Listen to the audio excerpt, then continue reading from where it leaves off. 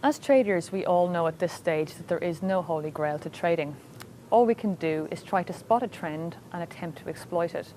Something you can use to do this is to employ moving averages, and you have a variety of ones to choose from. You've got your simple moving average, your exponential, and your weighted.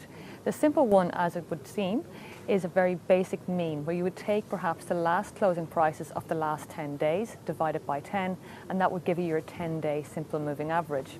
The weighted and exponential averages give a little bit more weight to the more recent prices. You can see the formula beside me. One thing to remember as well is that these are lagging indicators, and oftentimes they will more than likely lag the actual price. In a sideways trend, they will not give any clear direction. You will find that the price action will whipsaw in and around them and give you no clear direction and will ultimately not be very helpful in your trade. The big and granddaddy of them all is the 200-day moving average, and this is the one that will be looked at by the likes of hedge funds and institutional traders. For the most part, if an instrument is trading above it, it will be deemed bullish, while below it, it could be deemed anemic. And these moving averages can give you good opportunities for trading. They also give you an area where you might put your stop loss. So for example, if you find that the price is going towards, from below, the 200-day moving average, you might be inclined to think that it would meet resistance at that level. So you might place a short trade at the 200-day moving average, putting your stop loss that little bit above it, adhering to your capital and your risk-reward measures. Below that, perhaps, if it actually rises above it, that can ultimately mean it's a good supportive zone, and you might be inclined to take a long position on this newly bullish stock. As I've stated before, it can often be very useful to use a couple of moving averages where you can use the crossovers of perhaps the 50 and the 200-day moving average as a signal for placing a trade.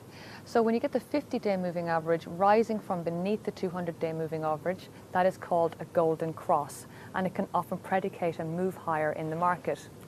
Conversely, if the 50-day moving average crosses from above down through the 200-day moving average, that's known as a death cross, and it can often mean that the price is going to go that bit lower, as a lot of investors will be watching these two moving averages. So in some ways, it's actually self-fulfilling.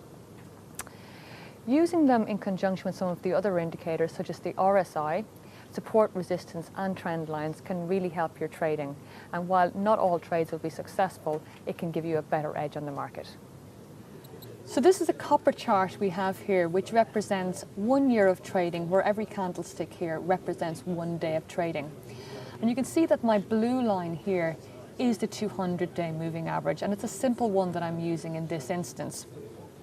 In the more recent past, you can see that the price action made an attempt to go up as far as the 200-day moving average, but was met with resistance, where we saw a little bit of selling at around that particular point. You can also see is that the moving averages do not predict price direction, but rather reflect current direction. So when you hear that expression, the trend is your friend, technically it means is that if the price is over the last 200 days, it's indicating an upward trend. If it's below, then it's indicating a downward trend. So this would be an indication to me that the trend is down, and it would give us an opportunity to sell. The other thing you'll look for when it comes to trading with the 200-day moving average, certainly to ascertain the overall trend, is where is the price in relation to the moving average? Is it below, is it above, or is it touching it? And the slope of the moving average is also important. If it's turned up, it can imply that there is a little bit of an upward momentum due, but it may actually falter at this particular point. Looking at the crossovers then, you can see I have a 55-day moving average on this, and every time it crosses over, it tends to give us a bearish signal. Similarly, when we saw a crossover here, we saw a little bit of a pop higher for the copper prices. Using the longer term moving averages tends to give you a later entry into a trade, but ultimately it can give you a more successful trade overall. It is possible to use shorter term moving averages, which will give you a quicker access, but it's also very important to remember, as I've said, that you should not use them in a sideways trending market, because it will be subject to false signals and will ultimately not work very well for you. This is a daily chart, so we can move on to an hourly chart, and I'm using the FTSE 100 in this instance. So you can see once again I have the 200 period moving average, which represents the last 200 hours of trading. And again, you can see that the market tested this particular level and has fallen back off it. So now this resistance level appears to be holding. If we saw a break up through that, that could indicate quite a bullish move for this particular instrument, and we would be inclined to take a long position using the 200 period moving average as a support zone if it's breached, and putting our stop loss below that. You can see as well that using these different moving averages here, I have the 21, the 55, the 100 and the 200. I use the 21 and the 55 period moving average because they're Fibonacci numbers and they tend to be quite good when it comes to ascertaining the trend in the FTSE 100. But you can see the 21 period is quite aggressive and volatile, and it tends not to be as smooth as, say, the 55 period moving average, which is the blue line here.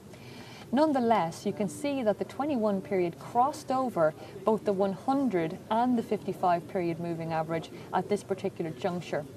And since then, we've seen quite a significant fall down in the FTSE 100, where it fell from about 5,680 down as far as 5,610. So had we used this as a way of getting into a trade, this would have been quite a successful trade. And you can see that the 21 period moving average is just starting to cross over, which defines again how it's indicating where the market has been and not necessarily where the market is going. What it does is give you a confirmation that this trend may be about to change, and of course you can see that in advance. So we can see that they're touching at the moment, which may indicate a certain amount of a pullback, which, as you can see here, has been met by resistance by the 200 period moving average.